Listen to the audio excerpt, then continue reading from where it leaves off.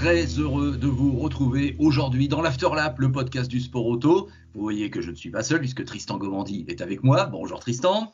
Bonjour à toi, bonjour à tous. Mon fidèle consultant Formule 1 qui revient des 24 heures du Mans. Bien sûr Tristan, je vais te poser 2-3 questions à ce propos, mais tu es là pour parler du Grand Prix de Belgique. Et ça me fait vraiment très plaisir de te retrouver. Non pas parce qu'on va parler d'un Grand Prix un peu historique, peut-être dans le mauvais sens, et tu vas nous dire tout ce que tu penses, et on attend de toi, tu le sais, pas de langue de bois comme à ton habitude. Mais c'est parce qu'aujourd'hui c'est l'épisode 100 de l'Afterlap. Et oui, figure-toi que j'avais créé l'Afterlap en août 2019 et que ça fait donc 2 ans plein et que pratiquement c'est un épisode par semaine. Il y a 52 semaines dans une année, donc tu vois, effectivement, à 1 ou 2 absences près pour cause de vacances ou de fin d'année, eh bien c'est le 100e épisode aujourd'hui. Bon, moi j'avoue que ça m'émeut un petit peu. Bon anniversaire. Ouais, voilà, on va dire ça. Moi, je suis très content que tu sois avec moi aujourd'hui pour cet anniversaire, justement. C'est assez symbolique et ça me fait vraiment plaisir. Et j'en profite, bien évidemment, pour remercier tous ceux qui, depuis 2 ans, m'ont accompagné dans cette aventure de ce podcast du sport auto, qui n'a cessé un peu de se développer et de grandir. Tu es mon consultant F1, paradoxalement, alors que tu es un pilote d'endurance, mais j'ai un autre consultant pour l'endurance, c'est Jean-Philippe Doré. J'ai un consultant pour le WRC, c'est Guillaume Lafay.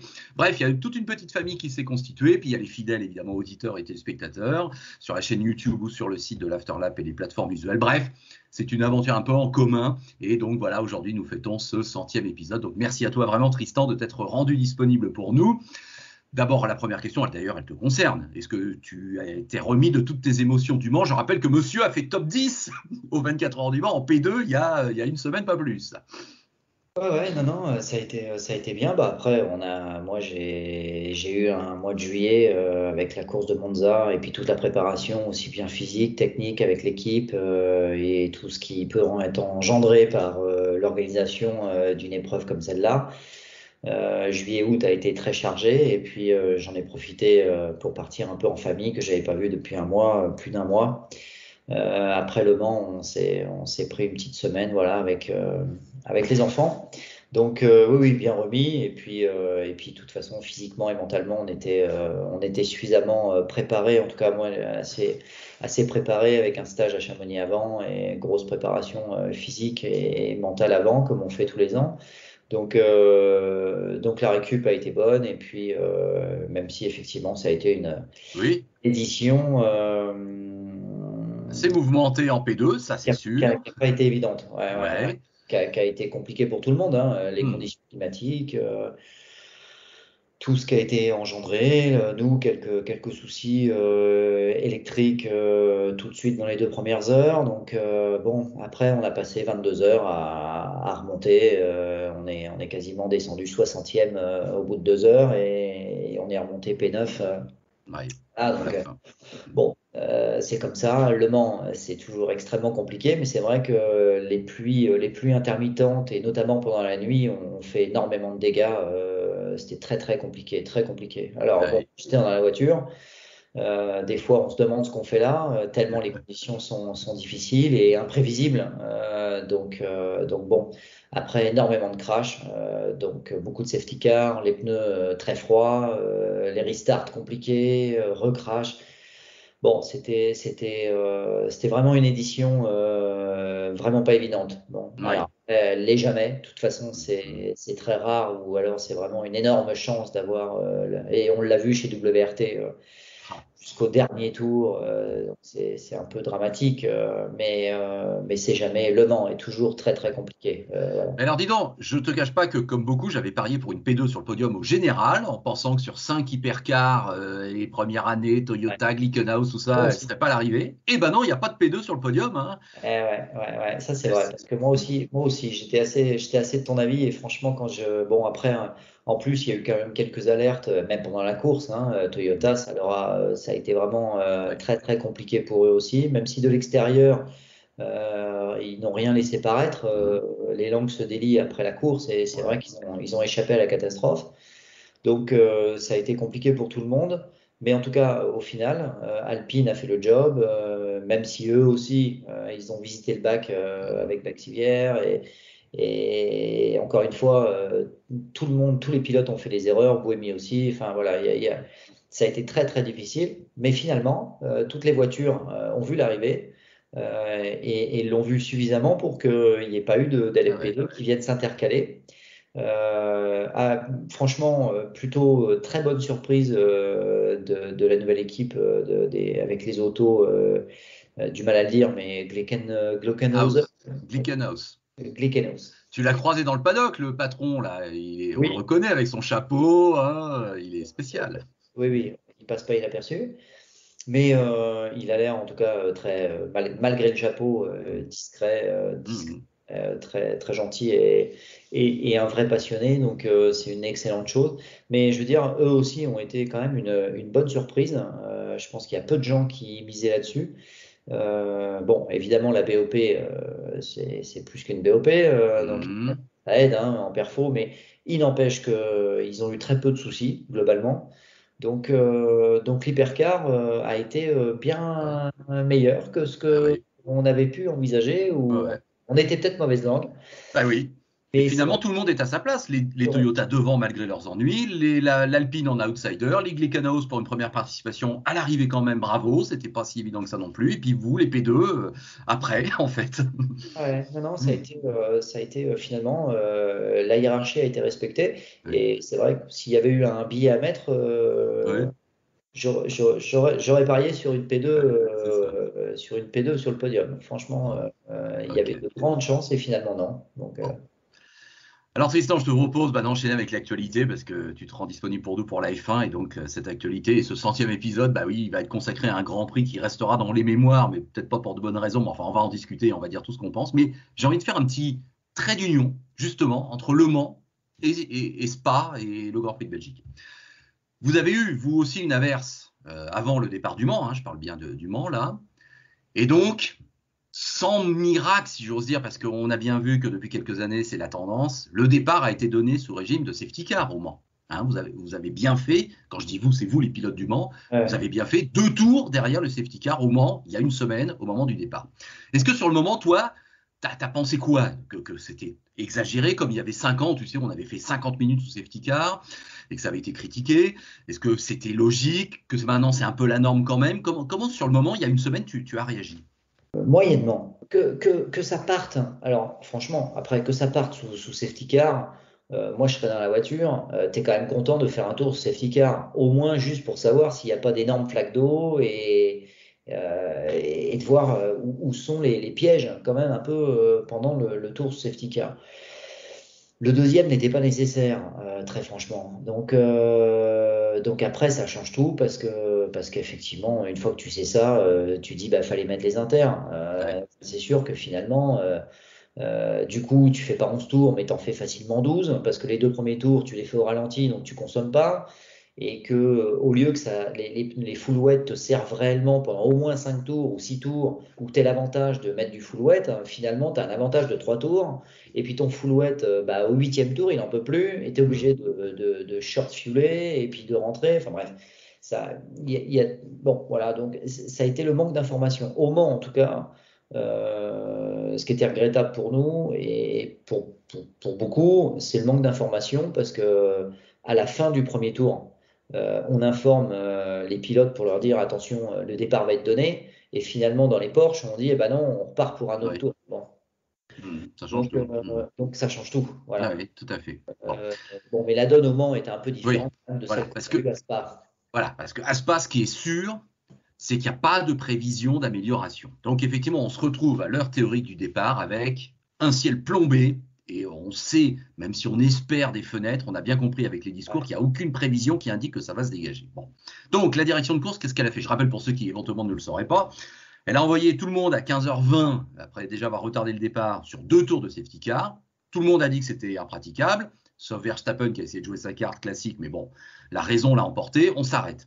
Et 3 heures après, on est reparti pour 3 tours, histoire d'en faire 2, maintenant on a bien compris le scénario, et histoire qu'il y en ait un qui compte dans l'histoire de la Formule 1, histoire de ne pas annuler le Grand Prix, tu vois, c'est une sorte de réaction en cascade. Et donc, nous avons donc appris que ce Grand Prix comptait, que Verstappen était bien le vainqueur, que les 10 premiers recevraient bien les points, même si la moitié des points, mais quand même des points, et que ce Grand Prix comptait. Alors que qu'est-ce qu'on a vu en tout? On a vu, si je caricature, 2 fois 2 tours sous régime de sécurité. Donc, c'est tout sauf une course. Et donc, on apprend que le Grand Prix est entériné. Bon, alors, avons-nous droit à un scandale en F1? Est-ce que tu irais jusque-là? Parce qu'évidemment, tout le monde y va de son analyse. Alors moi, je vais te dire dans quelques instants ce que je pense, parce qu'il y a beaucoup quand même de paramètres à prendre en compte. Mais est-ce que toi, tu as l'impression qu'on a assisté à une farce, à un scandale, à une idiotie totale, ou au contraire, qu'il n'y avait pas d'autre choix? Encore une fois, qu'il y ait quelques tours sous safety car, ça peut se comprendre. Maintenant qu'on déclare la course et qu'on Officiel? attribue Oui. ouais, que la course ait eu lieu et que on accorde la moitié des points, enfin, c'est quand même. Oui, on comprend pas. Bon, bah, on est d'accord. Là, c'est sûr que ça, c'est Je l'élément pense que personne ne comprend. alors autant il y en a qui sont contents, Oui, forcément. d'autres qui quand même à juste titre peuvent se sentir un peu volés. Si tu es 11e ou 12e comme Alonso, tu suis un safety car, de fait, tu peux pas gagner une place. Donc, tu marqueras pas de points. Donc, évidemment, l'intérêt, il n'y en a aucun. Oui, ça, c'est sûr. Et ça ne mérite pas d'attribuer des points. Non. Ça ne mérite pas d'attribuer des points. Bah oui. Donc je pense qu'après, malheureusement, il y a des intérêts qu'on ne connaît pas et qu'il y a des contrats et qu'il y a sûrement pas mal de choses qui rentrent en ligne de compte, qui nous échappent. Mais enfin, c'est un peu, enfin, comment on peut attribuer la moitié des points. Ouais. Et effectivement, comme tu le dis, et Alonso le dit très bien, chaque point vaut de l'or. Mhm. Et là, tu te dis, mais il n'y a pas eu de course. Il n'y a pas eu de course. On ne peut pas Non, il n'y parler a pas de qu'il y a eu de course. course. Il n'y a pas eu de course. Donc, attribuer la moitié des points, je trouve ça quand même, franchement, fort de cacao. Ouais, bon, alors ça, on est tous d'accord, mais tu sais que dans l'histoire de la Formule 1, jamais un Grand Prix n'a été annulé, en fait. C'est fou. Parfois, l'horaire a changé en fonction des détériorations de la piste ou des prévisions météo. Et là, c'est vrai que maintenant, on se dit, il aurait fallu avancer ce Grand Prix, en fait. Il y avait une fenêtre en début d'après-midi, il fallait pas attendre 15 heures, l'heure normale. Mais enfin, bon, bref. Admettons que là aussi, il y a des contrats qui ne peuvent pas se changer. Et jamais, donc, dans l'histoire de la Formule 1, un Grand Prix n'a été annulé. Je crois qu'hier, ils ont vraiment pas voulu que, pour une première fois, un Grand Prix soit annulé. Ils ont voulu sauver l'essentiel. L'essentiel, c'est de faire 2 tours derrière voiture de sécurité. On met le drapeau rouge, on dit qu'on n'ira pas plus loin et on attribue la moitié des points. Et on peut dire dans l'histoire que le Grand Prix de Belgique 2021 n'a pas été annulé. Mais effectivement, on est tous d'accord pour dire que c'est ridicule, que c'est pas une course et que ça ne doit pas être sanctionné par des points Et ou des demi-points. ce qui est ridicule, c'est l'attribution des points. On est d'accord. Ok. Parce Bon, que bah, je vois. franchement, après, qu'ils estiment qu'il y a eu un Grand Prix officiellement et que, voilà, mais qu'il y ait 12 points pour le vainqueur, 12 points et demi. c'est quand même pas. Enfin, je veux dire, voilà, c'est pas Ah oui. acceptable. Pour moi, c'est pas acceptable. Mm. Je le prendrais pas bien, moi. Ouais, Voilà. ouais. Bon. Alors après, c'est toujours pareil. Si tu es en pôle comme Verstappen, Mm. t'as pas fait un tour de course hein, et on te file 12 points et demi, bon Tu bah dis c'est bon, merci. Oui, tu voilà. fermes ta bouche et puis tu vas dans ton motorhome et tu te dis bon bah voilà, c'est bien, c'est impeccable. Oui, Encore c'est trois ça. années comme ça, puis on est champion du monde. Voilà. Alors après, il y en a qui sont comme Vettel et Gasly, qui disent qu'est-ce que j'ai fait pour mériter 5 points et 4 points respectivement. J'ai juste suivi un safety car. Donc eux, ils sont plutôt fair play en disant que ça le mérite pas. Puis après, tu as aussi des pilotes comme Alonso Bottas qui dit nous, on était 11e et 12e. Donc en plus, on pouvait pas en marquer. C'était impossible, vu qu'évidemment, la course était figée. Donc c'est scandaleux que les autres récupèrent des points et nous, on n'y avait pas droit. Non, c'est vrai que c'est complètement aberrant. Bon, alors, que dis-tu à ceux qui disent que les pilotes sont des pilotes pros, que les circuits on les connaît, qu'il pleut, bah, c'est la vie, ça peut arriver, et qu'il faut courir, il faut lancer un Grand Prix même dans ce genre de conditions. Qu'est-ce que tu en penses? Non, je suis pas d'accord avec ça. Mm. Alors après, ça généralement, c'est des gens. Alors non seulement ça, c'est des gens qui n'ont jamais tenu un volant dans la main. Mm. Déjà, premièrement. Parce que quand tu roules à 300, si tant est que ce soit possible, là, ça ne l'était pas. Mm. Il y a un moment donné, la limite, c'est quand même que la limite, elle est technique, elle est physique. C'est qu'à partir du moment où tu ne peux pas rouler à fond dans la ligne droite et que à tout moment la voiture t'échappe et que tu vas taper dans les murs, euh, c'est pas raisonnable Mm. et ce n'est pas aucun directeur de course peut accepter d'aller mettre 20 mecs, la vie en jeu de 20 mecs sur une piste, Ouais. sachant qu'il le sait. Et le mec sous safety car, les pilotes qui discutent à la radio, tous disent non, mais c'est inroulable. Bah C'est voilà. inroulable. Donc, à partir de ce moment-là, tu ne lances pas les mecs, en course. Bah ouais. Personne n'est là pour aller se faire mal. Ouais. Surtout quand tu as le raidillon et que tu as quand même 2-3 virages vite à Spa. T'as pas le droit de faire ça. Ah non. Enfin, Voilà. vraiment, c'est Voilà. Bon, criminel. alors.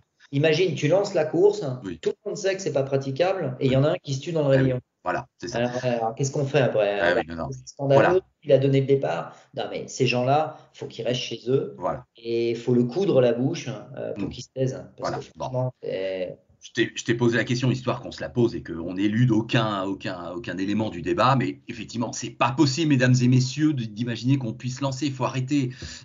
Il y a de la sécurité en jeu, ça fait partie de la vie moderne. Il y a des inquiétudes qu'on a. Et je rappelle qu'il y a 2 ans, Antoine Hubert, hélas, s'est tué à Spa. Que là, la veille, Norris se crache et que ça fait peur à tout le monde et qu'évidemment, on a eu un peu peur quand même, c'est le moins que l'on puisse dire. Qu'il y a la Formule W, la Formule des femmes, la W Series, où il y a eu un carambolage au du Rédillon et elles ont été 6 à se rentrer dedans et qu'évidemment, ce sont des images qu'on n'a pas voulu voir. Je te rappelle qu'il y a eu aussi un accident très grave aux 24 heures de Spa cette année. Et qu'il y a même eu un absent là, c'est David Erigon qui a été impliqué, mais c'est un autre pilote, je crois, qui a été plus touché. Bon, donc arrêtons, on ne peut pas lancer comme ça, comme les jeux du cirque, les pilotes en disant vous êtes des gladiateurs, débrouillez-vous. C'est pas possible. Il y a un contexte extra-sportif qui est le contexte de la sécurité. Et hier, on a vu que ça passait pas. Si Giovinazzi dit dans sa voiture je ne peux pas conduire, si Hamilton dit je vois pas à 100 mètres, à 50 mètres même, eh ben on l'écoute et on n'envoie pas les pilotes au casse-pipe. Hein, on est d'accord, ça pouvait pas se faire. Ça, je crois que le débat là, faut pas le lancer. Il ne peut pas être ouvert. On ne pouvait pas rouler hier. On vient de dire, Tristan, toi et moi, qu'on est du coup pas d'accord avec le deuxième niveau de cette histoire, c'est d'attribuer des points. Donc voilà. Maintenant, il y a un troisième point sur lequel je voudrais t'interroger. Y a-t-il un problème avec Spa, quoi qu'il arrive? Faut-il maintenant se dire qu'on ne peut plus faire un Grand Prix à Spa, que le Raidillon, c'est plus possible? Le Raidillon, il a toujours été le Raidillon. Il y a un truc qui est vrai quand même, parce que ça fait quand même plus de 20 ans que j'y roule, et en monoplace. Il s'est dégradé. Ah. Il y a toujours eu une compression, mais qui est normale, de par la prise d'altitude et de rentrer dans la cuvette en bas du raidillon. Forcément, il y a une compression, il y a un bon setup à trouver, il y a forcément la hauteur de caisse, que le fond plat ne vienne pas taper par terre pour prendre un coup de raquette et perdre l'auto. Mais là, et Hamilton en a parlé, de par l'évolution des autos, la raideur des autos, les fonds plats qu'on va faire frotter dans le bas de ce raidillon, il y a une bosse qui s'est créée en bas de ce raidillon, qui est très violente, et qui peut assez facilement sur des conditions, et même sur le sec, hein, il suffit simplement d'être 1 mm, 2 mm trop bas dans son setup, de taper un tout petit peu trop fort cette bosse dans le bas du raidillon. Et là aussi, il y a un phénomène physique, c'est qu'à un moment donné, ça déleste les roues, on prend un coup de raquette, et c'est là qu'on va taper en haut à gauche du raidillon. Pour revenir le plus souvent à droite en traversant la piste. La plupart du temps. Et alors, c'est presque, j'ai envie de dire, ça peut même être souhaitable, c'est tout simplement parce que au moins, c'est vrai que la voiture, il y a une évacuation de l'énergie cinétique qui est emmagasinée à 250 dans le raidillon. En gros, ils sont à 250, 280, enfin voilà, bon. Et là, si la voiture allait taper de face dans le raidillon et de passer de 280 à 0 en l'espace des 5 mètres de pneus qu'il y avait là, non, mais personne ne peut s'en sortir.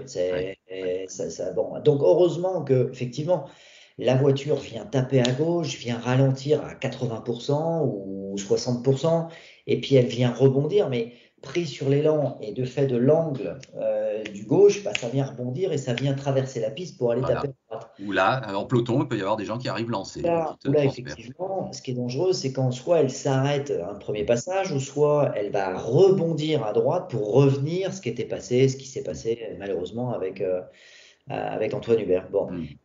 le Raidillon, il n'a pas tellement changé. J'ai envie de dire, il y a cette bosse, et je pense que ça mériterait Alors, peut-être oui, quoi? de refaire le tarmac ou Ouais. de. Un resurfaçage minimum, mais peut-être plus, tu dirais, éventuellement? C'est que là, c'est vrai qu'il y a quand même des bosses, hein. Et il y a deux, trois bosses dans le bas du Raidillon Mhm. qui devient de plus en plus virulente d'année en année, depuis un moment comme ça. Et là, ça commence à être Mhm. quand même assez fort. Après, le Raidillon, ça a toujours été le Raidillon. Finalement, on a tous envie de passer ce Raidillon à fond. Oui. Si demain matin, tu mets une ligne droite, tu mets le Raidillon, et puis tu mets le dégagement, et tu mets 400 mètres de dégagement à gauche et à droite, tout le monde va tenter de le passer à fond, Mhm. et ce sera plus le Raidillon. Non, non. Mhm. Bon, alors Ouais. après, les voitures, est-ce qu'elles vont plus vite aujourd'hui qu'à l'époque? Ouais, c'est cyclique, suivant les réglementations. Est-ce que la F1 dans 2 ans ira aussi vite et est-ce que, je ne sais pas. Je pense que, il y a une époque, c'était extrêmement rapide et puis le raidillon, bah, c'était le raidillon et les voitures Mhm. n'ont pas la sécurité qu'il y a aujourd'hui. Quand ça Mhm. tapait, là aussi, Ouais, ouais. c'était rare de s'en sortir indemne. Donc le Raidillon, c'est vrai que par rapport aux normes, oui, c'est un ancien circuit, ouais, mais, Mhm. Mhm. mais pourquoi on le trouve beau et pourquoi voilà, alors après aseptiser, tout aseptiser, c'est moyen. Alors Ouais. moi, à mon avis, c'est que le Raidillon, ça reste le Raidillon. Est-ce que Mhm. c'est dangereux? C'est très dangereux. Ouais, bah oui, c'est très dangereux. Euh, Après, ouais, il faudrait taper dans la butte et Oui. puis dégager les tribunes. Mais là, ils reviennent de faire des Voilà. travaux à je ne sais combien de millions, à faire des tribunes qu'il n'y avait pas avant Ouais, ouais, c'est du ça. Raidillon. Donc, c'est pas pour ouvrir le Raidillon. Mhm. Après, il faut. je- non, moi, il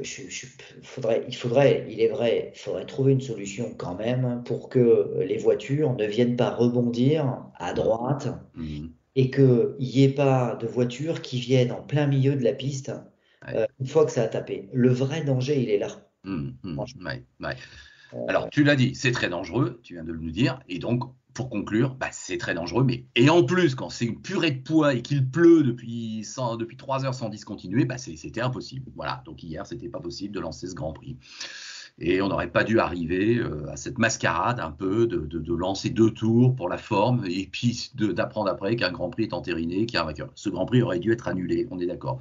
Mais bon, écoute, pour revenir sur ce que tu venais de dire, Lando Norris. ouais, Ouais, le samedi en qualif, ouais. à qui on sentait qu'il avait la pole facile s'il tenait bon. Oui. Ah, ouais, ok. Pourquoi? Mm, Parce qu'il était en train de mettre un niveau d'attaque mm, au-delà du raisonnable. mm, Et que quand tu arrives dans le bas du rayon, qui tombe des hallebardes, mm, que franchement, et à moins que ce soit Dieu sur terre, et je ne crois pas, quand il est arrivé dans le bas du rayon, en tombant des flottes comme ça, il a crié Banzai. ouais, Tu peux pas savoir, c'est mm, impossible. Il mm, est arrivé dans le bas du rayon à 2,50, il pouvait pas savoir si la mm, caisse elle allait tenir ou pas. ouais, Et il a pris de l'aquaplaning. Et mm, il a pris cette fameuse bosse, plus l'aquaplaning, et la mm, caisse, il l'a perdue. mm. Mais on l'a tous vu venir. Il a le Oui, niveau d'attaque, franchement, ou même au moment de la qualif. Alors bon, je ne vais pas rentrer dans les choses bêtes, mais j'ai regardé la qualif avec ma femme. Avant qu'il crache, oui. j'ai dit à ma femme, je dis, ouais, Il en ouais, fait trop, enfin, il tu parlais s'enflamme de un la peu, quoi. tarte. J'ai dit, Ouais. si la tarte pas, il a du bol. Ouais, ouais, ouais. Non, on a senti qu'il s'enflammait un peu, qu'il en rajoutait une couche où il Et n'y avait pas besoin. Ouais, 10 secondes après, on ne le voit pas sortir du raidillon. ah, voilà. Et c'est un peu le. Alors, le raidillon, il est dangereux. Ouais, parce qu'il y a le mythe de passer à fond dans le raidillon. Mm, Alors, il faut passer à fond dans le raidillon. Mais c'est aussi au pilote d'adapter en fonction des conditions de sa voiture. Il y a un moment donné, quand tu n'es pas sûr, bah, tu fais un choix. Alors, est-ce que tu prends le risque et tu mets tes couilles sur la table de dire, bah, je suis pas sûr, mais je reste à fond quand même? mm, Ou alors, bah, tu soulages un peu parce que tu te dis, ça sent pas bon. mm, mm, mm. Ouais, ouais. Donc c'est aussi de la responsabilité des pilotes. Ils veulent tous passer à fond parce qu'ils ont l'impression que tout le temps se fait dans le raidillon, ce qui est Mm, faux hein, en mm. plus. Je veux te dire, tu soulages un peu, s'il te permet d'être un poil safe. Oui, évidemment, quand tu vas chercher les derniers millièmes, centièmes et tout, mais globalement, entre lever légèrement, lever un chouille qui va te donner un peu de sécurité et passer flat, tu as 2 dixièmes et demi. Hein. Alors, c'est beaucoup, je ne dis pas, mais c'est pas une seconde. Hein. Non, ouais, Les gens d'accord. s'imaginent Ouais. que de soulager légèrement et de faire des datas où tu soulages un peu pour juste être sûr que la caisse, tu vas la maîtriser et de remettre flat derrière, c'est pas une seconde, hein. C'est pas Hmm. vrai. Ouais, ouais, d'accord. Donc oui, on a eu le même sentiment sur Norris, ça c'est clair. Bon, cela étant, même si le classement ne veut pas dire grand-chose, enfin bravo à Verstappen d'avoir fait la pole, ça lui a quand même offert la victoire le lendemain. Bon, ok. Mais il y a quand même deux pilotes là qui depuis un mois font quand même des choses assez incroyables. C'est George Russell, donc qui quand même fait une première ligne avec sa Williams aux côtés de Verstappen et devant Hamilton et qui de fait obtient son premier podium. Moi, je pense qu'évidemment, c'est le futur pilote Mercedes. Enfin, je peux pas croire que Bottas soit conservé. Mais enfin bref, on verra ça et on en reparlera quand ce sera officiel. Et puis, c'est Esteban Ocon, mon cher Tristan, on n'en avait pas reparlé, qui a donc gagné le Grand Prix de Hongrie. On s'est vu évidemment pratiquement après chaque Grand Prix, mais là, comme tu étais en préparation Le Mans, j'ai pas pu évidemment te demander, mais nous avons bien eu une victoire française en Hongrie avec Esteban Ocon. Alors, qu'est-ce que tu peux nous dire sur ces deux pilotes, ces deux jeunes pilotes là qui ont vraiment évidemment crevé l'écran depuis un mois? Je trouve, ces deux, bon, pour moi, hein, et ça n'engage que moi, ces deux personnages qui sont très différents pour moi.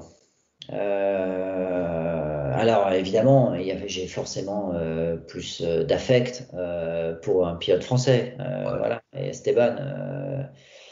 Mais c'est deux profils qui me semblent quand même assez différents, même si quelque part physiquement ils se ressemblent, parce que oui, ils sont oui, très grands, grand, oui, oui, c'est très ça. maigres. Mais c'est deux profils pour moi psychologiques assez différents. Donc, on faut pas les comparer. Esteban, pour revenir à sa performance, même si les circonstances lui ont permis de se retrouver en tête du Grand Prix, fallait-il encore le gagner? Et Eh, fallait-il encore tenir la pression? Il ouais, en a eu énormément de la pression. Et il n'a pas fait une seule erreur. ouais. Et ça a été quand même très marquant et c'est ce qui lui a permis de gagner ce Grand Prix. Mhm. Vettel a été top et il a mis une pression autant qu'il pouvait la mettre avec une voiture qui était peut-être pas au niveau de celle d'Esteban, mais en tout cas, il a poussé, il a fait tout ce qu'il pouvait. Il a fait une 10-15 tours au moins entre 8 dixièmes et 1 seconde et demie d'Esteban. Donc, grosse pression pour Esteban et aucune faute, quoi. Ouais. Donc, franchement, finalement, même si les circonstances exceptionnelles pour se retrouver en tête du Grand Prix, bon, bah, elles sont ce qu'elles sont. Après, il a fait le job et Oui. il y a eu du monde derrière qui a essayé de remonter, qui ont mis la pression, même son équipier. Hein. Il y a un moment donné, Mhm. Alonso, s'il avait pu, il serait Mhm. allé. Mhm. Donc, ça a été vraiment une très belle, franchement une belle victoire. Ah Ça ouais, aurait pu être une victoire au rabais vu les circonstances. ouais. Ça n'a pas du tout été parce que franchement, il a fait un super boulot. Ouais, et moi je fais partie de ceux. La victoire de Pierre Gasly l'an dernier à Monza, c'était exceptionnel, ça nous a marqué, ça faisait 24 ans qu'on attendait ça, on est d'accord. Mais je fais partie de ceux qui croient que pour Esteban, ça a été plus dur. Parce que c'est dès le début qu'il se retrouve en tête. C'est pas à 20 tours de la fin à Monza où on sait qu'en un quart d'heure, ça va être réglé. Là, il a tenu 60 tours avec Vettel derrière, avec la pression et la gamberge de dire putain, je peux gagner mon premier Grand Prix, quoi. C'est pour ça que je trouve que peut-être ça a été peut-être plus difficile pour lui et il a tenu bon, il n'a pas fait une erreur, effectivement, super. C'est une très grande performance qu'il a Ouais, faite. ouais, on est Vraiment, d'accord. Ouais. excellente performance. Il a été, lui et son équipe, hein, Mm, et pas tout seul. Il y a eu zéro faute. mm, Voilà. Et ils ont été excellents.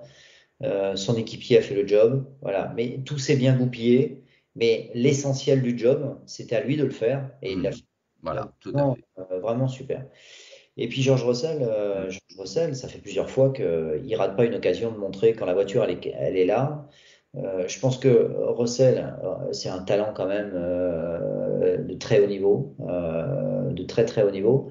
Il n'empêche que la voiture est très bonne ouais, parce on voit que Latifi, oui. si on enlevait, si on imagine juste que Williams n'a qu'une voiture et celle de Latifi, Mhm. on aurait pu applaudir la performance de Latifi. Tout à fait. Bah, qui en Hongrie est dans les points devant Russell même, et qui Euh, là est encore classé Qui même en 9e. début de qualif, en Q1, il s'est placé, il était dans le top 6. Évidemment, il n'est pas du tout du niveau d'un Russell, mais on voit que même Latifi pouvait faire des belles performances avec la Williams en qualif. Après, voilà, c'est l'exploitation de la voiture, trouver le bon moment. Voilà, après, il y a tout le jeu mental, mais la voiture, elle marchait, hein. La Williams était très performante, hein. Donc, mais il n'empêche que Russell, encore une fois, dès qu'il sent le potentiel de la voiture, ça fait maintenant 2 ans que lorsque la voiture, elle est en capacité et que les réglages sont bons et que les circonstances lui permettent d'exploiter ça, il la rate pas. Ouais, ouais, c'est Donc, ça. c'est vraiment, et là, lui aussi, je dirais que la différence entre lui et Lando, c'est que Norris, à un moment donné, bon, il en a trop mis, quoi. Mm. Et à un moment donné, trop, c'est trop. Et la qualif, c'était assez révélateur, finalement. Je le dis parce que c'est une réflexion que je me suis faite, peut-être parce que je suis concerné, mais un peu le renouveau. Mhm. Parce que qu'est-ce qu'on voyait? On voyait Verstappen, qui est encore très jeune, hein, quoi qu'on en Oui. dise, un Verstappen, Norris et puis Russell. Russell. Ouais, ouais. Il y avait là Gasly dans le top Ouais. 5, top 6. T'as C'est raison. très très jeune, Ouais, ouais, t'as raison. très très jeune. Vraie nouvelle génération. Les circonstances des qualifications étaient très difficiles. Non, il Mm. faut s'imaginer Ouais, derrière le volant, hein. ouais. À Spa prendre le raidillon sous le déluge de flotte avec des Mm. inters. Enfin bref, franchement, il y a des moments, je me dis, t'es content de pas être dans la voiture quand même. Oui. Euh, et tu sens qu'il y a une prise de risque, une insouciance parfois un peu quand même, hein. Et c'est là où un Hamilton, il est encore brillant, il est hors norme, mais Mm.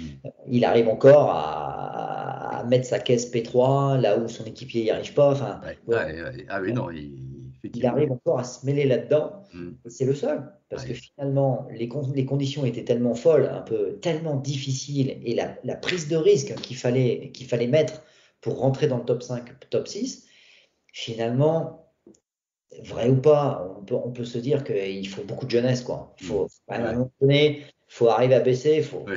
faut déconnecter. Le cerveau, tu le prends, tu le poses, tu le casses, quoi. Tu vois, tu Ouais. prends la caisse, mais le cerveau, il est resté dans le box parce que si tu réfléchis 2 minutes, tu te dis, ben, mais on verra la course, mais Mm. le risque était très, très important. Et il y a Mm. plein d'endroits qui sont très, très chauds que Ouais. les gens ne s'imaginent pas. Mais le Mm. droit, le droit de qu'attaque, j'ai oublié le nom, mais le droit qu'attaque la grande ligne droite avant Blanchimont, qui est un Oui, grand droite flat, oui, oui, oui, je vois. lui, Mm. il est très, très chaud. Mm. Il est juste en dessous du poste de secours, d'ailleurs. Et lui, pour rester Ouais. fort là-dedans, déjà là, je peux vous dire, quand vous la perdez bien et ça va taper à gauche, hein. Mhm. Et franchement, il y avait une sorte d'insouciance dans ces conditions-là. Et c'était beaucoup de jeunesse et des très jeunes. Ouais, ouais, Et on sent que dans des circonstances comme ça, la jeunesse, ben, un peu d'insouciance, ouais. quand même. On voit que le top 6 était rempli de gamins de Mm. 20 Ouais, ans. ouais. Non, non, bien, bien noté, Tristan, c'est vrai, t'as raison. Bon, bah, tout ça pour dire qu'on aura, pour conclure, une pensée quand même pour les spectateurs qui se sont déplacés à Spa, les pauvres, Ouais, qui ont passé surtout, la journée sous la pluie à espérer quelque chose et qui se sont fait dracher, comme on dit là-bas, et qui n'ont rien vu et qui ont quand même, ils pourront toujours se dire, on assistait à un Grand Prix historique, le Grand Prix le plus court de l'histoire de la Formule 1, un tour officiel à compter pour ce Grand Prix, et ça a suffi pour donc déterminer une hiérarchie. Oui, là, faut admettre que la région n'a pas été gâtée parce que juillet-août, ils ont eu ouais, des inondations graves. Le ouais, circuit a été inondé et toute la région, Verviers, Spa, a été très ouais, touchée. Et là, ils vont à un Grand ouais, Prix de F1 pour changer les idées. Ils investissent parce que c'est quand même beaucoup d'argent et finalement, ils se tapent encore la ouais. pluie et Oui. 5 heures d'attente, hein. Ah oui, non, mais là, c'est l'horreur, et vraiment, on les plaint. Tout le monde espère maintenant qu'effectivement, on repart sur des bases solides dès la semaine prochaine, avec effectivement ce qui était déjà un des événements de l'année, on le sait, c'est le retour de Zandvoort dans le calendrier, avec 2 virages relevés, hein, tu le sais comme moi, et Ouais. effectivement, bah, ce qui va être une ambiance géniale, extraordinaire, c'est obligé, quand on voit que en Autriche, il y a 25 000 Néerlandais qui ont fait le déplacement, qui sont avec leur t-shirt orange. t'imagines ce que ça va être dans quelques jours à Zandvoort. Là, je crois que ça peut être un week-end exceptionnel au niveau de l'ambiance. Et je crois qu'on aura tous besoin que ça reparte effectivement à ce niveau-là. J'avoue que moi, je suis très impatient de voir ça. Hein. Ouais, et c'est un magnifique circuit. Oui, Magnifique circuit. Enfin, j'ai eu l'occasion d'y aller quand même quelques fois avec les ouais, Masters Marlboro en F3 et t'aimais bien. c'est un très très beau circuit. Ah ouais, Très super. beau circuit. Je pense Ah, que c'est du grand spectacle et puis c'est vrai que bon dommage pour Hamilton, mais là c'est sûr que ça risque d'être quand même oui, un événement. c'est ça. Bon, bah Tristan, écoute, je vais te remercier vraiment beaucoup d'avoir participé à l'Afterlap. Comme tu nous as dit, tu étais bien reposé après Le Mans, bah, ça m'allait et j'espère que je t'ai pas trop dérangé. Mais merci pour nos auditeurs et nos spectateurs. Merci d'avoir participé donc à ce numéro 100, ce numéro un petit peu spécial de l'Afterlap, le podcast du sport auto que vous retrouvez sur le site www.afterlap.com, les plateformes habituelles et la chaîne YouTube l'Afterlap. Et il y aura évidemment la vidéo puisque nous nous sommes enregistrés à distance. Écoute, porte-toi bien et puis on se tient au courant pour avoir tes analyses, pourquoi pas dès la semaine prochaine. Enfin, on va en discuter en antenne et puis on verra si c'est possible. Mais en tout cas, à chaque fois que c'est possible, tu te rends disponible, donc on va l'espérer. Bien sûr, Voilà. avec grand plaisir. Merci Tristan. Allez, bonjour chez toi, plein de bonnes choses, porte-toi bien et à très vite. Merci à toi.